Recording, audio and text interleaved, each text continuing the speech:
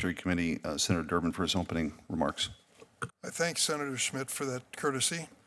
At the outset, I want to recognize law enforcement who are here today, including those who defended the U.S. Capitol on January 6, 2021, and the family members of those who are no longer with us. Ken Sicknick, brother of fallen officer Brian Sicknick, is here. He reminds us, and I quote, "The simple act of not letting the events of that day be whitewashed, revised, or forgotten is more important than anyone can ever know." That statement by Mr. Sicknick rings true, painfully true today. This hearing examines a critical issue, political violence in America. I've said before over and over from this podium and will repeat, violence is not acceptable whatever the source or origin. I do not believe that one party owns the right to say it's the other party's fault. It is the fault of both parties in differing degrees, and it's our fault if we try to whitewash that reality. To seriously address this problem, we must be honest. We must start with the facts, not with partisan conclusions. To claim, as the chairman of the subcommittee has, and I quote, "Political violence comes predominantly from one side of the aisle, and don't give me this both sides BS," is not supported by the facts. In fact, those facts tell a different story. For more than a decade, data from the FBI, DHS, and nonpartisan experts show that far-right extremists have been responsible for most domestic terrorism, including most deaths by far. On this chart, which you can see behind me, from the Center for Strategic and International Studies, also known as CSIS, terrorist attacks from the right are in red and attacks from the left are in blue. CSIS found that since 2016, 112 people have been killed as a result of right-wing attacks, while 3 have died as a result of left-wing attacks. These are not partisan talking points. They are the facts established by federal law enforcement and national security experts across numerous administrations, both Democratic and Republican.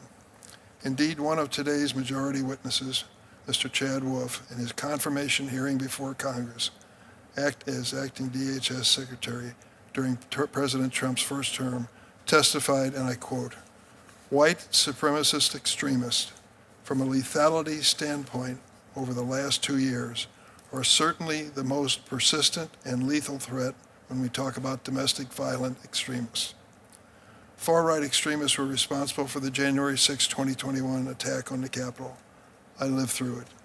And they've been responsible for a string of hate-fueled massacres targeting ethnic and religious minority communities, including the 2012 Gurdwara shooting in Oak Creek, Wisconsin, targeting Sikh Americans, killing 7. The 2015 Mother Emanuel AME Church shooting in Charleston, targeting Black Americans, killing 9. The 2018 Tree of Life Synagogue shooting in Pittsburgh, targeting Jewish Americans, killing 11.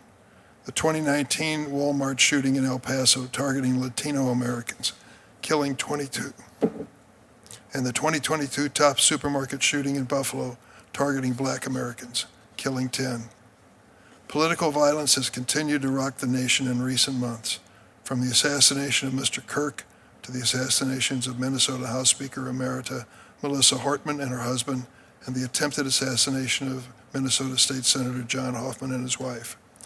Just last week, a man was arrested after allegedly offering $45,000 for the killing of Attorney General Pam Bondi, and a January 6 rioter who was pardoned by President Trump, full and unconditional pardon, was arrested for allegedly threatening to kill the House Democratic leader, Hakeem Jeffries. I've said it before and I'll say it again. There's no room for political violence in America, ever, ever, not from the right or from the left. I'm deeply concerned by the Trump administration's response to the political violence crisis. On the one hand, the administration is threatening a crackdown on constitutionally protected speech based on false claims that, in the words of Stephen Miller, there is, quote, a vast domestic terror movement on the left. At the same time, the administration is gutting programs that have proven effective in combating domestic terrorism. For example, the administration has slashed their budget of DHS's Center for Prevention Programs and Partnerships by more than 30%, cut the center staff by 80 employees to fewer than 20, and appointed a 22-year-old Trump campaign official to run the center. We honor our Constitution and serve our country not by rewriting history or weaponizing tragedy, but by telling the truth, even when it's uncomfortable, because democracy cannot survive selective outrage or deliberate amnesia. To the officers and families here today and watching at home, we will never forget January 6th.